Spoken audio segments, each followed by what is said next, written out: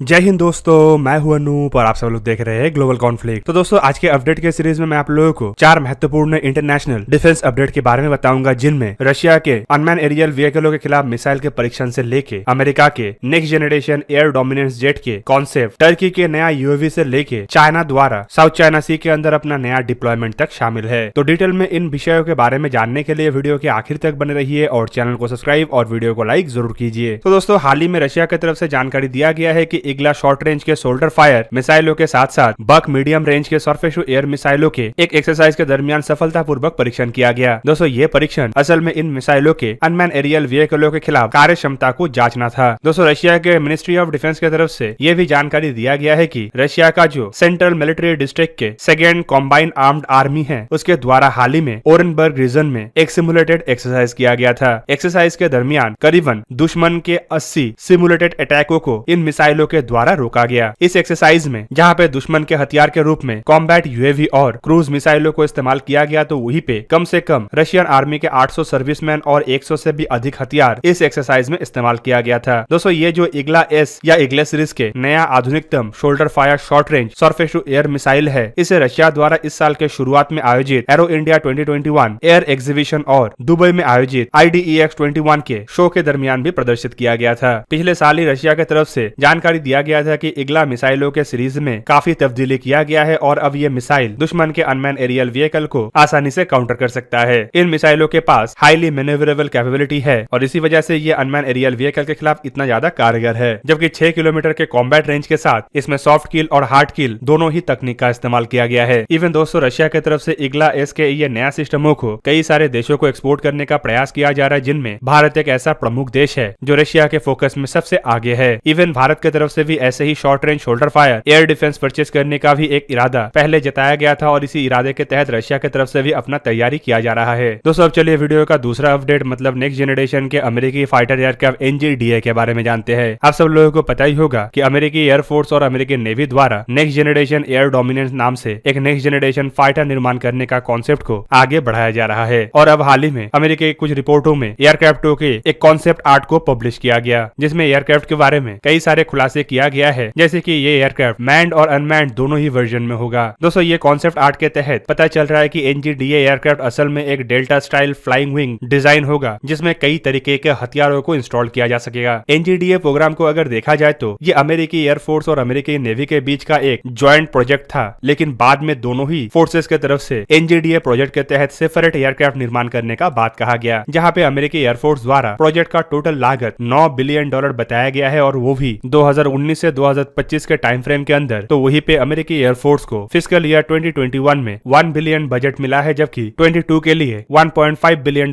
के रिक्वेस्ट को भी रखा गया है। दोस्तों एयरक्राफ्टों को डेवलप करने के लिए अमेरिकी F-35 और F-22 जैसे फाइटर एयरक्राफ्ट से कई सारे टेक्नोलॉजी इनहेरेंट तो किया जाएगा, लेकिन इनमें कई सारे नए टेक्नोलॉजी का इस्तेमाल करने का भी बात कहा जा रहा है। जैसे कि एयरक्राफ्ट को एक नया जनरेशन के बनाने के लिए इसमें मल्टी डोमेन सिचुएशनल अवेयरनेस और एक एजाइल रिजाइलेंट कम्युनिकेशन सिस्टम लगाया जाएगा। दोस्तों एयरक्राफ्ट के प्रोडक्शन में भी अमेरिका द्वारा नया टेक्नोलॉजी का इस्तेमाल किए जाने का बात कहा जा रहा है, ताकि एयरक्राफ्ट को बैच बाय बैच अमेरिकी एयरफोर्स के लिए तैयार किया जा सके। वैसे अगर देखा जाए तो अमेरिका की तरफ से अब तक ये जानकारी नहीं दिया गया है कि एयरफोर्स द्वारा कितने संख्या में एयरक्राफ्टों को अपने बेड़े में शामिल करने के लिए कितना खर्चा किया जाएगा और कब तक अमेरिकी एयरफोर्स में इन एयरक्राफ्टों को शामिल किया जा सकेगा। इवन दोस्तों इन एयरक्राफ्टों के डेवलपमेंट को लेकर भी कई सारे अफवाह अब तक सामने आ चुका है, जिनमें पिछले साल कुछ खबरों में दावा किया गया कि अमेरिका द्वारा NGDA प्रोजेक्ट के तहत डेवलप किया हुआ फाइटर एयरक्राफ्ट के फ्लाइट टेस्ट भी किया गया है, पर दोस्तों इसके ऊपर कोई ऐसे सबूत के साथ जानकारी नहीं आया है और ना ही ऐसे अफवाहों को डिनाई किया गया है। फिलहाल अमेरिका अपने एयर सुपीरियोरिटी को मजबूत रखने के लिए दूसरे देशों के तुलना में एक जनरेशन आगे रहने का भरपूर प्रयास चला रहा है। मतलब एक तरफ जहाँ पे अमेरिका के राइवल रशिया और चाइना जैसे देशों की तरफ से अपने 5th जनरेशन फाइटर एयरक्राफ्ट को सक्सेस करने का प्रयास चलाया जा रहा है, तो वहीं पे अमेरिका 6th जनरेशन के कॉन्सेप्ट को लेकर आगे बढ़ रहा है। दोस्तों चलिए अब वीडियो का तीसरा अपडेट मतलब टर्की के द्वारा डेवलप किया हुआ अनमैन एरियल व्हीकल के बारे में जानते हैं। हाल ही में कुछ खबरों में बताया जा रहा है कि टर्की की तरफ से डेवलप किया हुआ अकिंस अनमैन एरियल व्हीकल का तीसरा प्रोटोटाइप द्वारा medium altitude system identification test को संपूर्ण किया गया। दोस्तों इस खबर का जानकारी टर्की के उच्च अधिकारियों द्वारा दिया गया है, जबकि साथ में यह भी बताया जा रहा है कि इसी साल के अंदर टर्की अपने खुद के डेवलप किया हुआ इन कॉम्बैट ड्रोनों के प्रोडक्शन भी शुरू करेगा और साल के अंत तक टर्की अपने बेड़े में यूएवी को बड़े मात्रा में शामिल भी करेगा। दोस्तों टर्की के ये ब्राक्टर अकेंस असल असल में एक high altitude long endurance unman combat aerial vehicle है, जिसका maximum take off weight 5500 kilogram और कैपेसिटी करीबन 1350 किलोग्राम है, जिनमें करीबन 400 किलोग्राम इंटरनल पेलोड मतलब फ्यूल कैरिंग कैपेसिटी है और एक्सटर्नली ये 950 किलोग्राम के